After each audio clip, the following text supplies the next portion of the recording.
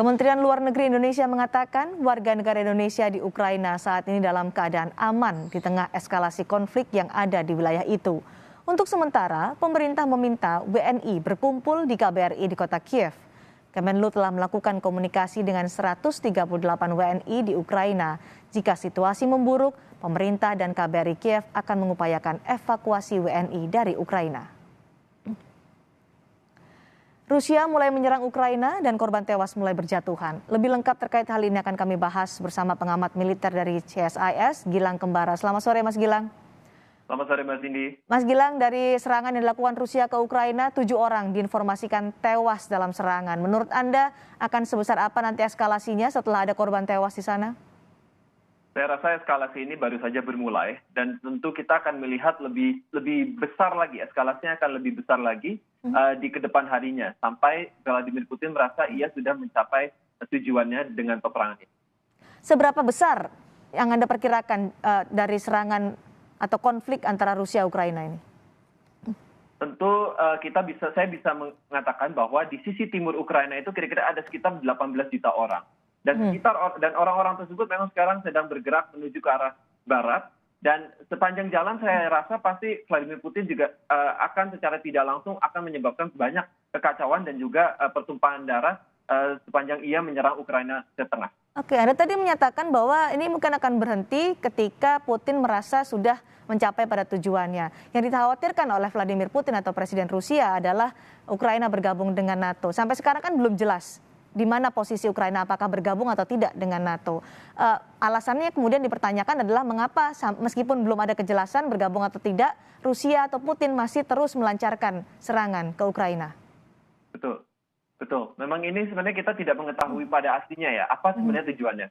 Di awal Putin ingin menyebutkan bahwa ia sekedar melindungi warga etnis Rusia di wilayah timur Ukraina. Lalu ia juga mengatakan bahwa ia tidak senang melihat Ukraina didekati oleh NATO dan tidak ingin melihat Ukraina bergabung dengan NATO. Di luar dari ini saya tidak tahu apakah ada lagi tujuan dari Putin untuk bisa mencegah Ukraina untuk masuk ke dalam wilayah pengaruh dari Barat dan Uni Eropa. Jika konflik ini terus meningkat eskalasinya, Mas Gilang, apakah ada kemungkinan negara-negara anggota NATO, termasuk Amerika Serikat, akan terlibat dalam konflik ini?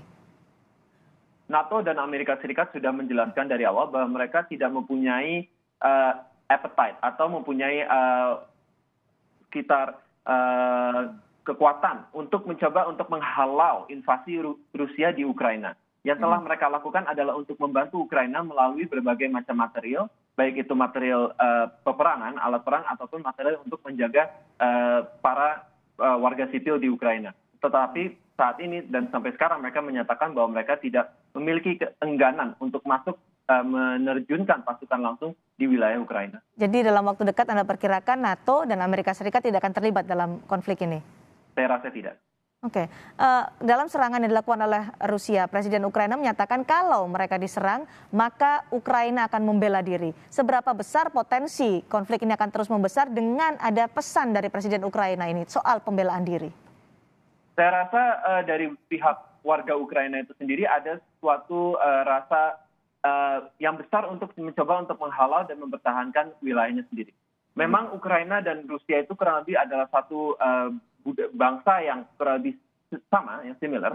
Tetapi ada rasa nasionalisme yang cukup besar dari bangsa Ukraina itu sendiri untuk menjaga kemerdekaannya dan tidak masuk ke dalam pengaruh dari Rusia.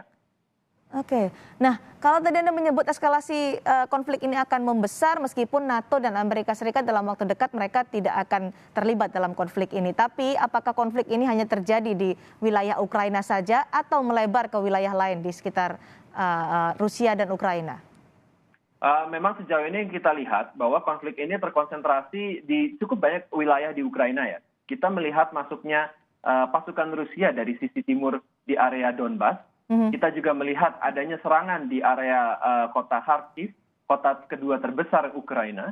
Dan juga kita melihat adanya serangan amfibius dari sisi Laut Hitam dan juga Laut Azov ke kedua kota besar, yaitu Mariupol dan juga Odessa. Dan kita melihat ada juga pergerakan unit-unit Rusia yang dipasang di sekitar perbatasan Ukraina dan Moldova di satu wilayah yang dinamakan sebagai Transnistria, suatu wilayah pecahan dari Moldova yang didukung oleh Rusia. Jadi memang secara garis besar kita melihat bahwa Ukraina memang sudah dikepung hampir seluruhnya dari sisi utara, dari sisi selatan dan juga dari sisi timur dengan pasukan Rusia. Dan memang kalau kita lihat ini semua mereka akan bertemu mungkin di titik tengah Ukraina, yaitu di sekitar sungai Dnieper yang membelah sisi timur Ukraina dengan sisi barat. Dan kita harus mengingat bahwa di sisi timur Ukraina itu mayoritas orang-orangnya, walaupun berbangsa Ukraina, walaupun beberapa dinyatakan sebagai warga Ukraina, tetapi mereka mempunyai etnisitas Rusia atau merupakan orang yang dapat berbahasa Rusia. Di sisi barat sungai Dnieper itu lebih banyak warga yang berbahasa Ukraina dan juga merasa dirinya lebih sebagai bangsa Ukraina. Oke, tadi kami juga berbincang dengan pengamat militer yang tinggal di Rusia, warga negara Indonesia, bahwa saat ini serangan yang dilakukan oleh Rusia adalah menggunakan rudal, belum melalui darat. Nah, pertanyaannya adalah ketika semakin membesar eskalasinya atau konfliknya, apakah Rusia nanti akan hanya pada wilayah-wilayah pinggiran kawasan timur Ukraina yang berbatasan langsung dengan Rusia, atau akan menyerang ke pusat Ukraina, pusat pemerintahan? Saya rasa pertama Rusia akan melihat lebih dahulu seberapa tinggi moral dari pasukan Ukraina untuk mencoba menjaga dan menghalau serangan Rusia ke dalam. Serangan yang dilakukan oleh Rusia sekarang melalui misil dan juga pesawat tempur untuk menggempur instalasi-instalasi pertahanan Ukraina dan instalasi-instalasi kritis negara itu untuk bertujuan untuk memutus segala macam rantai komunikasi, rantai logistik, dan juga pada akhirnya mencoba untuk mematahkan moral dan semangat pertahanan dari para pasukan-pasukan Ukraina. Apabila dinilai oleh Rusia bahwa serangan yang telah diluncurkan pertama ini telah berhasil untuk menurunkan tingkat psikologis pasukan Ukraina, maka tentu pasukan Rusia akan mencoba untuk terus masuk ke area tengah Ukraina dan mungkin mereka akan mencoba untuk menduduki ibu kota Ukraina yaitu Kiev. Tetapi semua tentu akan diperhitungkan dengan baik-baik.